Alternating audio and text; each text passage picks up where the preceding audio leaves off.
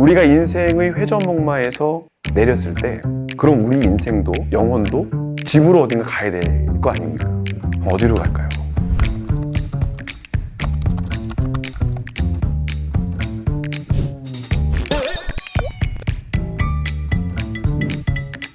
천국과 지옥은 분명히 있습니다. 그런데 이 천국을 어떻게 갈 것이냐, 사실 이게 우리의 궁금증인데 이것을 함께 좀 잠깐 이야기로 풀어보도록 하겠습니다. 얼마 전에 저희 아이들이 노래를 불렀어요. 이런 노래죠.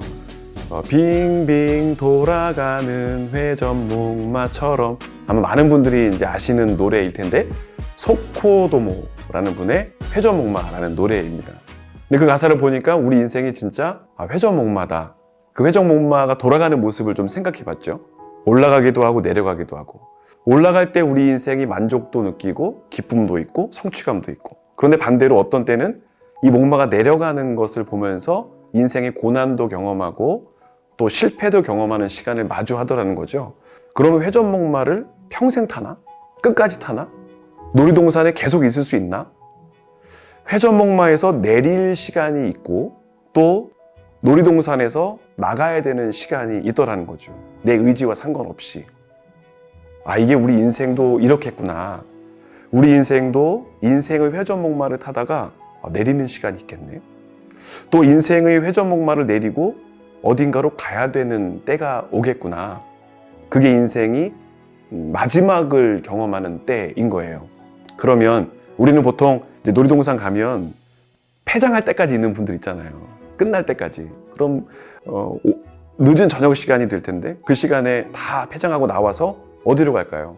집으로 가겠죠. 보통은 다 집으로 갑니다. 그런데 그 순간에 안녕 인사하고 나는 이제 어디로 가지? 집이 없으면 그렇게 처량해질 수가 없는 거예요.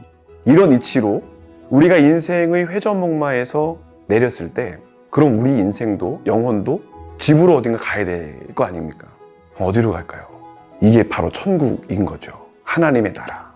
예수님이 재밌는 말씀하셨어요. 하나님의 나라에 하나님이 우리를 위해서 준비하신 집이 있대요. 근데 그 집은 영원한 집. 요즘에 우리 많은 사람들의 관심 가운데 하나가 내 집 마련인 것 같아요. 그래서 소위 영혼을 끌어 모아서 집을 구한다라는 말이 있을 정도로 집을 구하는 건 가장 큰 이슈 가운데 하나입니다. 그런데 하나님 이미 다 알고 계신 거예요. 우리를 위해서 집을 예비하셨어요. 그런데 그 집이 전세, 월세 이런 거 아니고요. 영어 성경을 보니까 맨션이라고 합니다. 맨션이 대저택을 이야기하는 거예요. 중요한 것은 그 집에 어떻게 가느냐, 이거인 거죠. 그냥 내가 막 가고 싶다고 가는 게 아닌 거예요. 분명히 기준이 있어요.